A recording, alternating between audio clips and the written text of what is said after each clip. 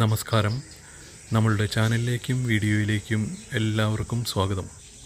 ഇന്ന് നമ്മളുടെ പച്ചക്കറിത്തോട്ടത്തിൽ ഉണ്ടായിട്ടുള്ള ബ്രിഞ്ചാൾ വഴുതിന വിളവെടുത്ത് കറി വെച്ച് നോക്കാം. 5 വഴുതിനങ്ങ ചെടികൾ ഗ്രോ ബാഗിലാണ് വളർത്തി വരുന്നത്. 2 ഗ്രോ ബാഗുകളിൽ 2 എണ്ണം വീതവും 1 ഗ്രോ ബാഗിൽ 1 എണ്ണവും ആണ് നട്ടിട്ടുള്ളത്. എല്ലാം നന്നായി വളർന്ന് പൂവിട്ട് കായ്ച്ചിട്ടുണ്ട്. തേയായി വെച്ചിട്ടുള്ള ചെടിക്ക് ഗ്രോ ബാഗിൽ വളർച്ച കൂടുതലുണ്ട്.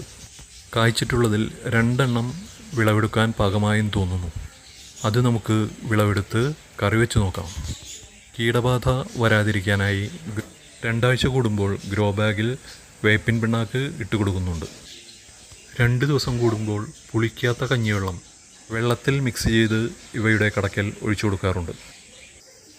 മത്തയിൽ പൂക്കളും കായ് പിടിച്ചു കിടക്കുന്നതും നിങ്ങൾക്ക് ഇപ്പോൾ കാണാം. ഇത് മൂപ്പെത്തിയിട്ടില്ല, ഇനിയും കുറച്ചുകൂടി വളരുമെന്നു തോന്നുന്നു. സൂക്ഷ്മതയോടെ പോളിനേഷൻ ചെയ്തു കൊടുക്കുകയാണെങ്കിൽ എല്ലാ പെൺപൂക്കളും നമുക്ക് കായ്കളായി വളർത്തിയെടുക്കാം. ആൺപൂക്കളും പെൺപൂക്കളും ഒരേ ദിവസം തന്നെ വിരിഞ്ഞു വന്നാൽ മാത്രമേ പോളിനേഷൻ നടന്ന് കൂടുതൽ കായ്കൾ ഉണ്ടാവുകയുള്ളൂ. ചട്ടിയിൽ വച്ചിട്ടുള്ള കുറ്റിക്കുരുമുളക് ചെടിയിൽ വീണ്ടും തിരികൾ ഉണ്ടായി തുടങ്ങിയിട്ടുണ്ട്. ചെറിയ തിരികൾ വളർന്നു വരുന്നത് നിങ്ങൾക്ക് കാണാവുന്നതാണ്. കുറ്റിക്കുരുമുളക് ചെടിയുടെ ശാഖകൾ താഴേക്ക് മറിഞ്ഞു പോകാതിരിക്കാൻ ചെറിയ ചരടുകൊണ്ട് കെട്ടിക്കൊടുത്തിട്ടുണ്ട്. ഈ ചെടികൾ വലിയ വെയിലിൽ വയ്ക്കരുത്. ചെറിയ തണലത്ത് വച്ചാൽ ഇവ നന്നായി കാച്ചോളും. ഇവയ്ക്കും ഇടയ്ക്കിടെ വേപ്പിൻ പിണ്ണാക്കും നേർപ്പിച്ച കഞ്ഞിവെള്ളവും ഒഴിച്ചു കൊടുക്കാറുണ്ട്. കുറ്റിക്കുരുമുളകും നിങ്ങൾക്ക് നടാവുന്നതേയുള്ളൂ. അധികം പരിപാലനവും ആവശ്യമില്ല. നീർവാർച്ചയുള്ള ചട്ടി ആയാൽ മതി. ഞാൻ ഇപ്പോൾ പാകമായി എന്ന് തോന്നിയ 2 വഴുതനങ്ങ മുറിച്ചെടുത്തിട്ടുണ്ട്. വൃത്തിയുള്ള കട്ടർ ഉപയോഗിച്ചാണ് ഇവ മുറിച്ചെടുത്തിട്ടുള്ളത്. ഇനി ഇവ വെള്ളത്തിലൊന്ന് കഴുകിയെടുത്ത് നമുക്ക് മുറിച്ച് മെഴുക്ക് പുരട്ടി ഉണ്ടാക്കാം. വിഷമില്ലാതെ എത്ര ഫ്രഷായാണ് നമുക്ക് ഇവ പാചകം ചെയ്യാൻ സാധിക്കുന്നത്. നീളത്തിൽ 4 പകുത്ത് ഇവയെ ചെറിയ കഷ്ണങ്ങളാക്കി മുറിച്ചെടുത്തിട്ടുള്ളതാണ് നിങ്ങളീ കാണുന്നത്. ഇതിൽ കുറച്ച് ഉപ്പ് ഇട്ട് നമുക്ക് കുറച്ചു നേരം വയ്ക്കാം. ഒരു 1/4 ടീസ്പൂൺ ഉപ്പ് മതിയാവും. പാചകം ചെയ്യുമ്പോൾ നമുക്ക് വീണ്ടും ഉപ്പ് ചേർത്ത് കൊടുക്കാം. ഇരുമ്പ് ചീനച്ചട്ടിയിൽ വെളിച്ചെണ്ണ ചൂടാക്കിയിട്ടുണ്ട്. തീ സിമ്മിൽ ആക്കിയിടണം. വെളിച്ചെണ്ണ നന്നായി ചൂടായി കഴിഞ്ഞാൽ ഇതിലേക്ക് നമുക്ക് വഴുതനങ്ങ ചേർത്ത് കൊടുക്കാം.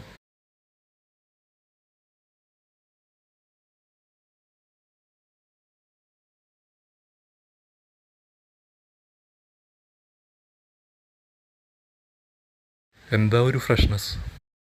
ഇനി ഇതിലേക്ക് 1/4 ടീസ്പൂൺ മഞ്ഞൾപ്പൊടി ചേർത്ത് കൊടുത്ത് ഇളക്കി യോജിപ്പിച്ചെടുക്കാം.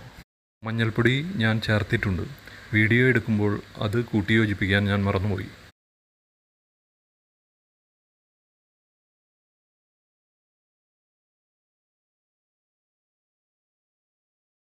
ഇനി നമുക്ക് ഇതിലേക്ക് മുളക് ചേർത്ത് കൊടുക്കണം. കുത്തിയെടുത്ത മുളക് 1 ടീസ്പൂൺ ആണ് ചേർത്ത് കൊടുക്കുന്നത്. അതായത് ക്രഷ്ഡ് ചില്ലി 1 ടീസ്പൂൺ ചേർക്കണം. ഇനി നമുക്ക് എല്ലാം കൂടി നന്നായി ഇളക്കി യോജിപ്പിച്ചെടുക്കണം.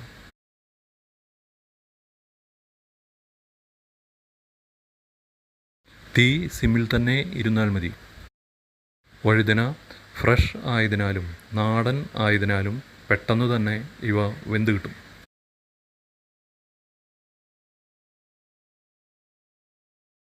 നന്നായി ഇളക്കി യോജിപ്പിക്കുക.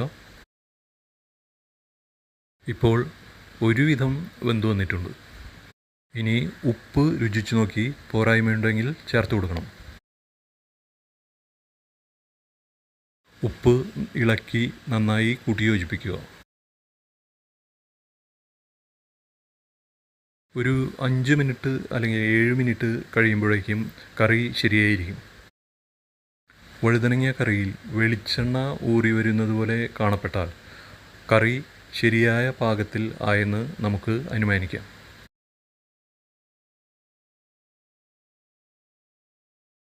ഇപ്പോൾ കറി ഏകദേശം ശരിയായി കഴിഞ്ഞു. നാളികേരവും സവാളയും ഞാൻ ഇതിൽ ചേർത്തിട്ടില്ല. ഇവ നിങ്ങൾക്ക് ഇഷ്ടമാണെങ്കിൽ ചേർത്ത് കൊടുക്കാവുന്നതാണ്. എങ്കിൽ രുചി ഒന്നുകൂടി വർദ്ധിക്കും. 2 ചെറിയ സവാളയും 1/4 മുറി നാളികേരവും ചേർക്കുകയാണെങ്കിൽ ഇത് കുട്ടികൾ വാരി കഴിക്കുന്ന ഒരു കറിയാക്കി മാറ്റാം.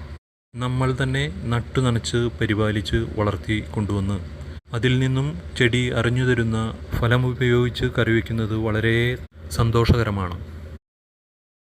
ഇപ്പോൾ കറി മുഴുവനായും പാകമായി കഴിഞ്ഞു. കണ്ടോ, വെളിച്ചെണ്ണ ഊറി നിൽക്കുന്നത് പോലെ അനുഭവപ്പെടുന്നില്ലേ?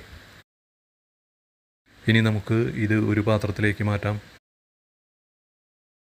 ഹെൽത്തി ആയ നാടൻ ഫ്രഷ് വഴുതനങ്ങ കറി ഇപ്പോൾ തയ്യാറായി കഴിഞ്ഞു.